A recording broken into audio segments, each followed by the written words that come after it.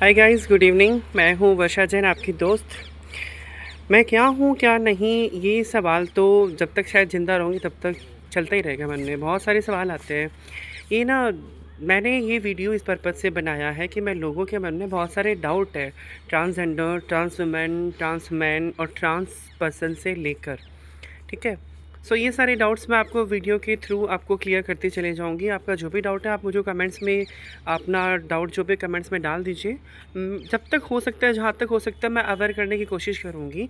और उसके बावजूद भी अगर गलती से ऐसा लगता है कि मैंने कुछ गलत बोल दिया हो तो प्लीज़ छोटी बहन समझ के माफ़ कर दीजिएगा। ठीक है। चलिए, सबसे पहला सवाल मेरे को किसी ने पूछा था कि ट्रांस वुमेन और शीमेल में क्या डिफरेंस है। ट्रांस वुमेन और शीमेल में सबसे बड़ा डिफरेंस ये होता है कि शीमेल एक मेल होता है, उसने अपने बॉडी पार्ट की सर्जरी करवाई होती है, अपर पोर्शन है ना, कि ब्रेस्ट इम्प्लांट करवाए होते हैं एंड कुछ हार्मोन्स पिल्स भी लेते हैं। बाकी lower section properly, male part properly काम करता है उनका। एंड अपर सेक्शन में कुछ जो लेज़र्स आजकल बहुत ज़्यादा मार्केट में ट्रेंड चल रहा है, लेज़र से अपने हेयर रिमूवल करवा लीजिए। और कुछ लोग हार्मोन्स भी लेते हैं।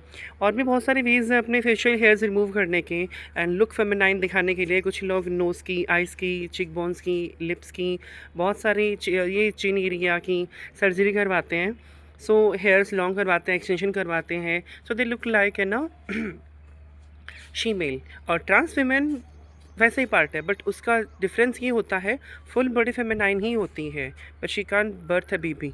फर्टिलिटी ना होने की वजह से वो एक बच्चे को पैदा नहीं कर पाएंगी। ये सबसे बड़ा डिफरेंस होता है। ठीक है।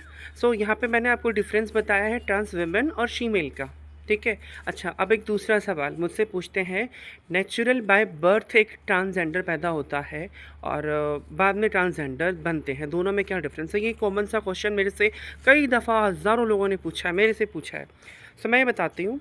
देखो, जनरली क्या होता है, जेनेटिक्स होते हैं, एक मेल पार्ट होता है। लोग अपने आप को जो आजकल मानते हैं, मन से मानते हैं कि मैं एक मतलब विमेन हूँ या ट्रांसजेंडर अपने आप को मानते हैं, तो उन्हें अपने जेनेटिक्स को प्राइवेटली रिमूव करवाना पड़ता है। Then they can convert as an female और एज ए ट्रांसजेंडर अपने आप को करवा सकते हैं। तो 2 टाइप की सर्जरी होती है बॉटम पार्ट में, वो करवा सकते हैं। It is very easily.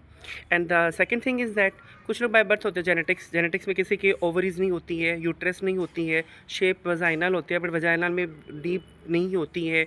और किसी के ऊपर में डिक होता है but dick is not working properly, just useless.